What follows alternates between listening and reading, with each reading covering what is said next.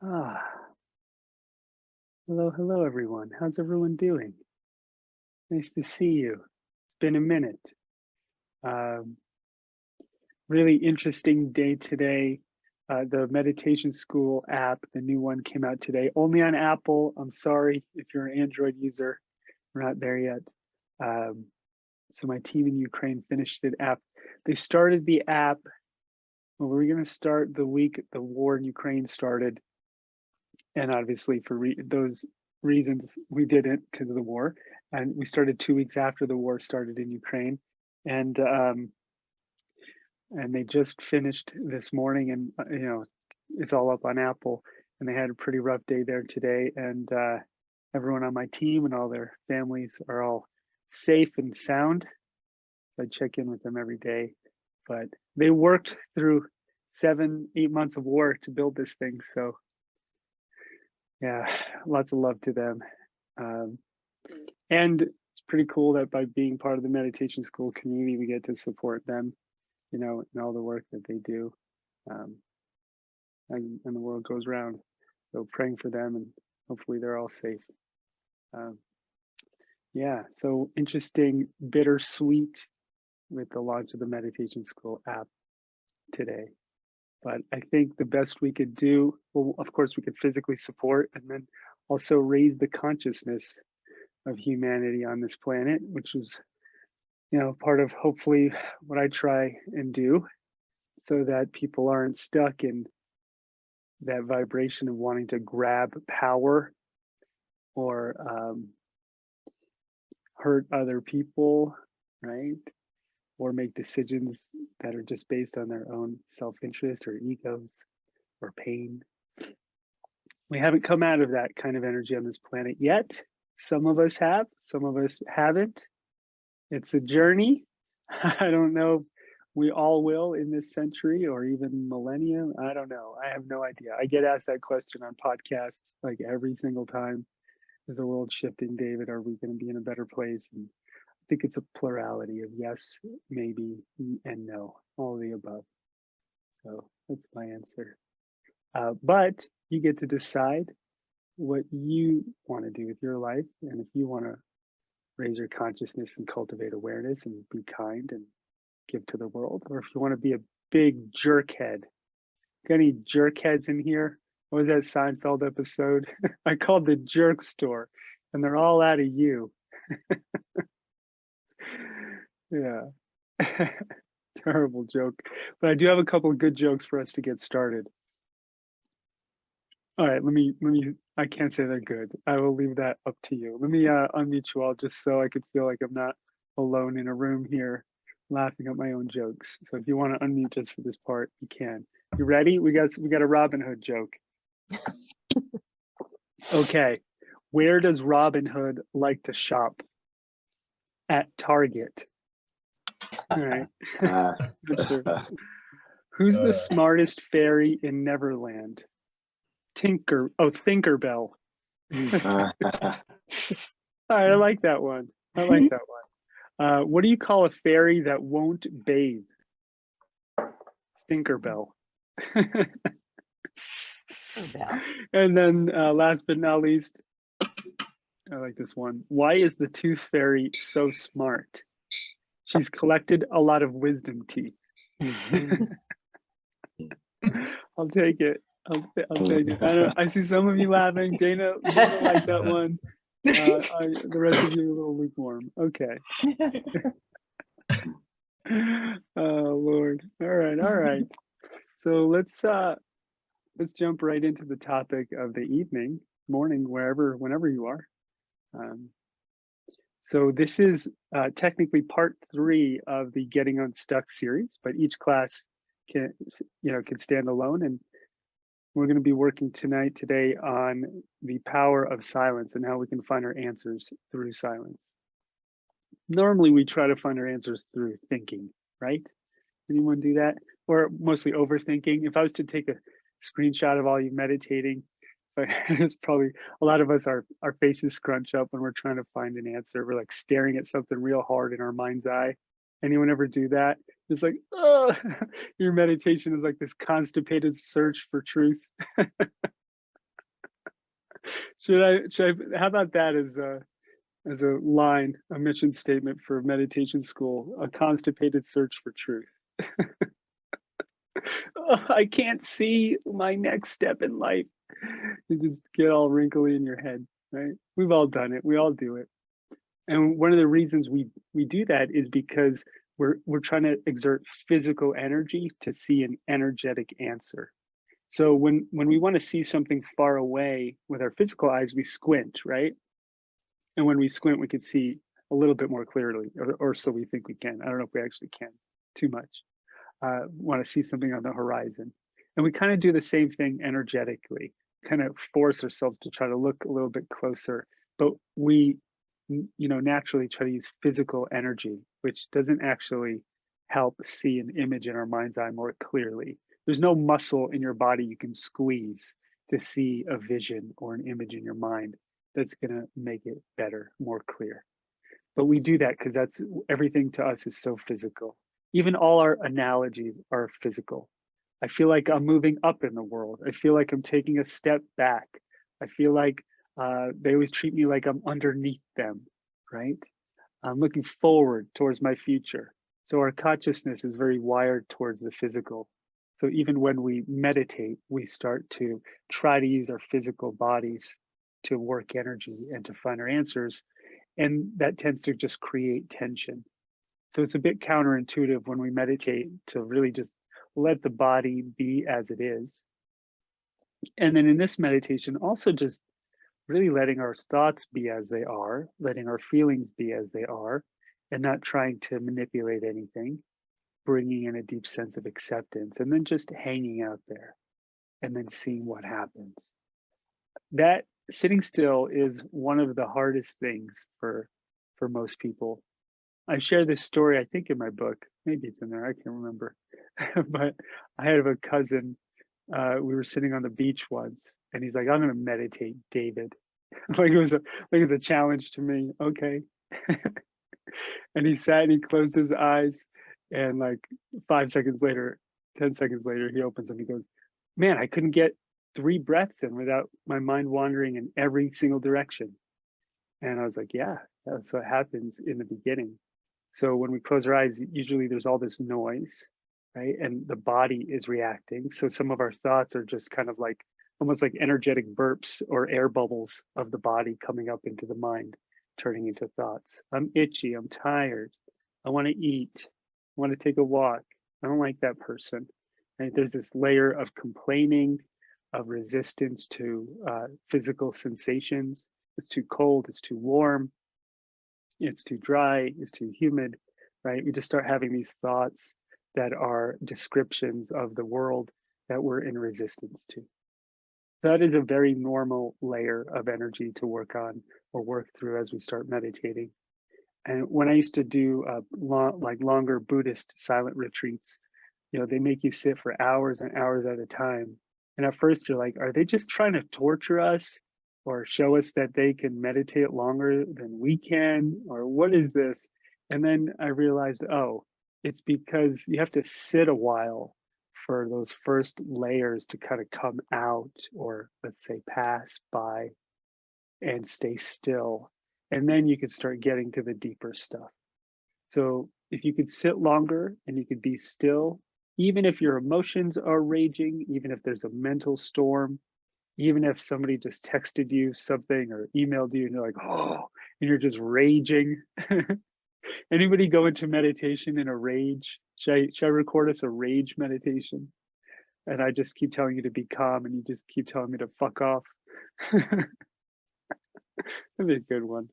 Um, so when we sit, usually those first layers are the most difficult, or they seem like the most difficult. That's when most people quit in the first 5, 10, 15 minutes is when most people quit meditating because there's so much noise and it's frustrating.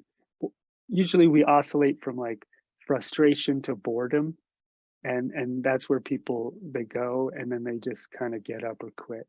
Right? That's why a lot of folks like mantras, they like visualizing, they like to be guided in a journey because it can kind of keep their mind focused, which is a double-edged sword.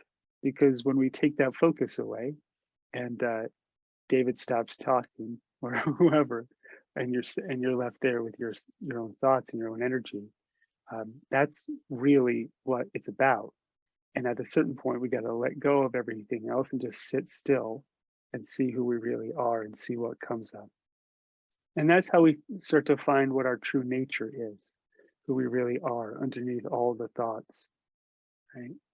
And that's where our deepest answers lie. And it seems at first it's a little bit of a, like in those, I don't know, in so many films where there's like a veil into another dimension, like the Golden Compass or something. Seems so ordinary. And then you open the closet door or something, and then you're in another dimension. Silence kind of is that way. It seems like it's a nothing. Like silence is like, there's nothing over here if you look, and you look over at silence or stillness, you're like, that looks boring. There's nothing over there. I'm going to go chase the shiny objects. And that's kind of like the veil. But if you sit there with silence and you sit still long enough and you let all the noise pass and all the energy move, all of a sudden something else may start to open up.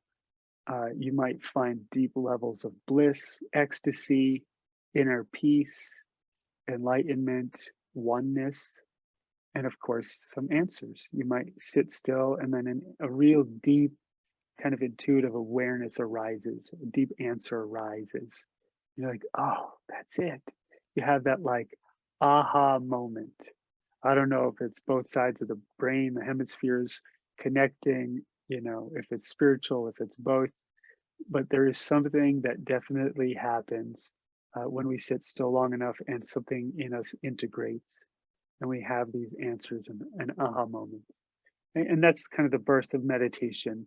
The Buddha is sitting under the Bodhi tree, and the tree is often a symbol of being grounded, the roots going into the earth. We use that symbol in my meditations all the time.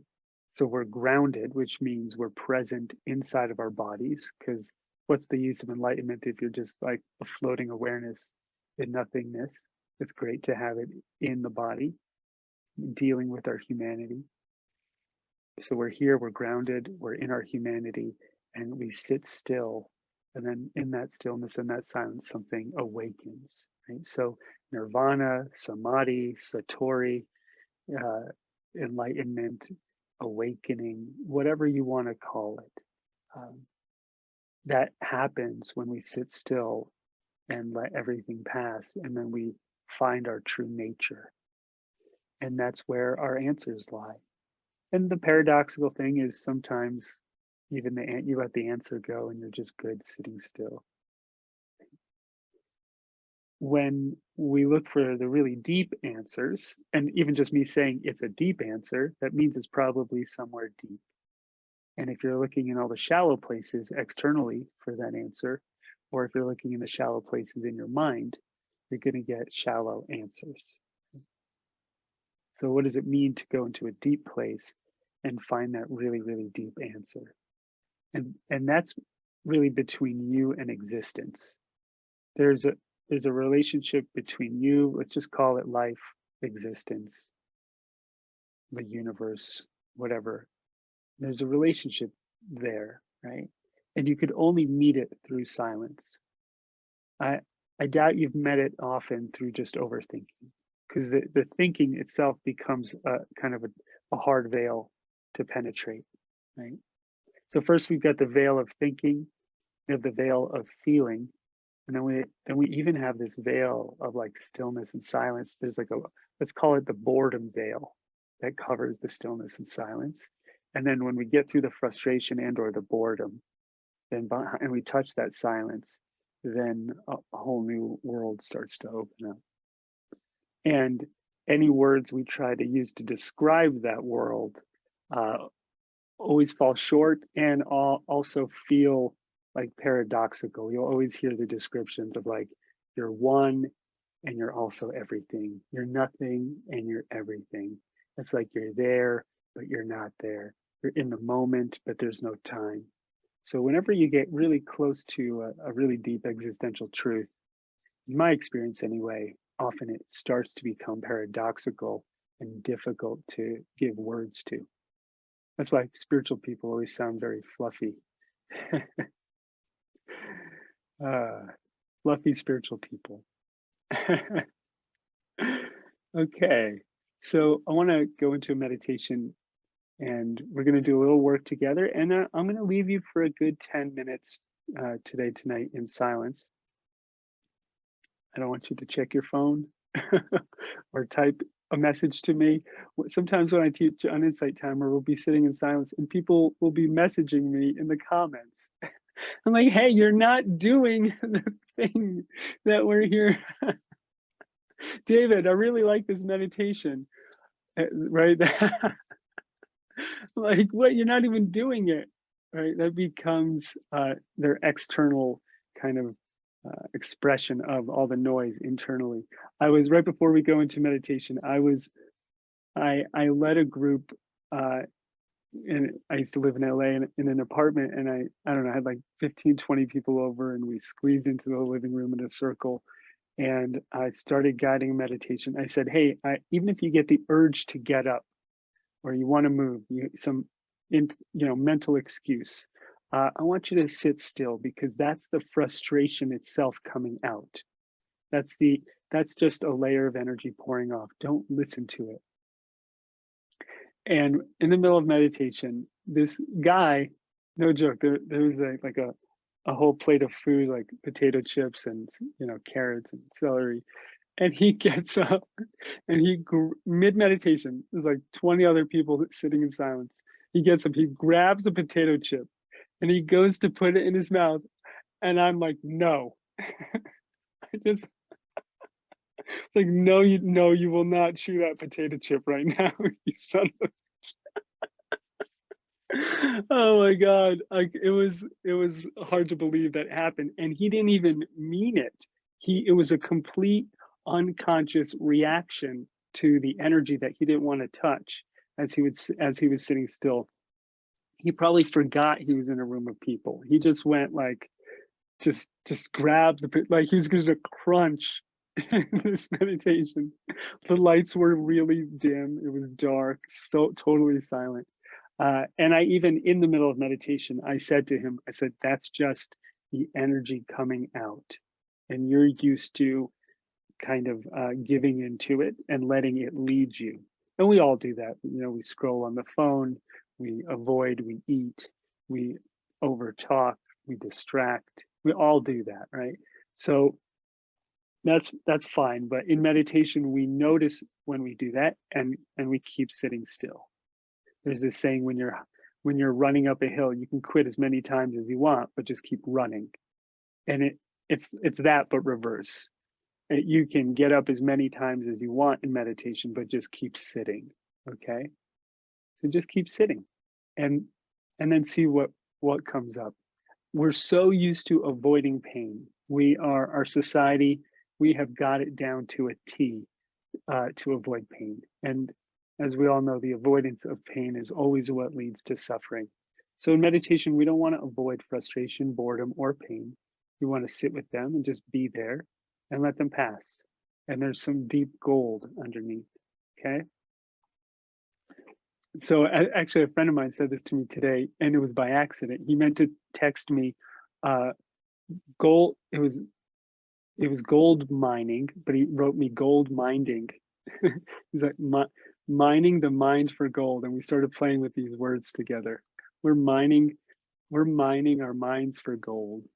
So when we sit still, some gold might just arise, something special. So give yourself the opportunity.